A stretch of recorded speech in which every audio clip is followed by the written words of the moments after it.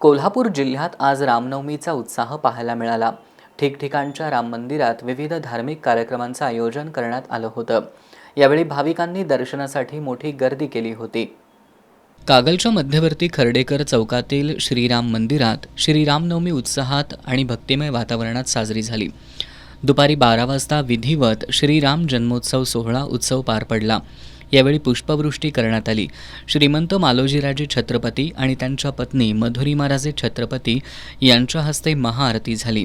यावेळी राजे प्रवीणसिंह घाटगे, शाहू साखर कारखान्याचे अध्यक्षा श्रीमती सुहासिनीदेवी घाटगे, नंदितादेवी घाटगे, शाहू ग्रुपचे अध्यक्ष समरजितसिंह घाटगे, खासदार संजय मंडलिक, आर्यवीर घाटगे आदी उपस्थित होते। यावेळी श्रीरामाच्या जयघोषानं परिसर दणाणून गेला। दिवसभर मंदिरात विविध धार्मिक कार्यक्रम संपन्न झाले। यावेळी भाविकांनी दर्शनासाठी गर्दी केली होती।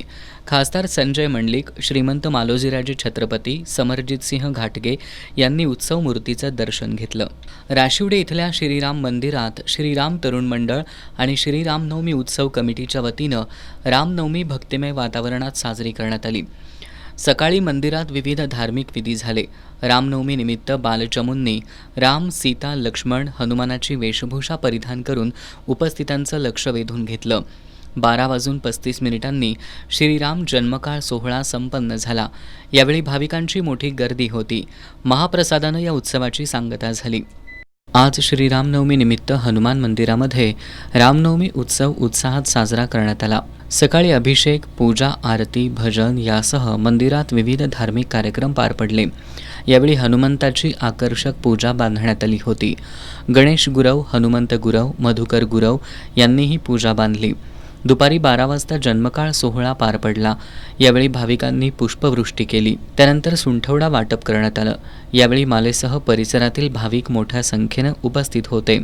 सायंकाळी यात्रेनिमित्त हनुमानाच्या उत्सव मूर्तीची आणि रामलिंग ग्रुपच्या वतीनं श्रीरामाच्या मूर्तीची गावातून भव्य मिरवणूक काढण्यात आली। सजवलेली बैलगाडी, पारंपरिक वाद्य, हलगी, बँड, बेंजोच्या दणदणाटात या मिरवणुकीला सुरुवात झाली। यावेळी फुलांची आणि गुलाल खोबऱ्याची उधळण करण्यात आली। मिरवणूक गावाच्या वेशीबाहेर गेल्यानंतर भव्य आतषबाजी करण्यात आली।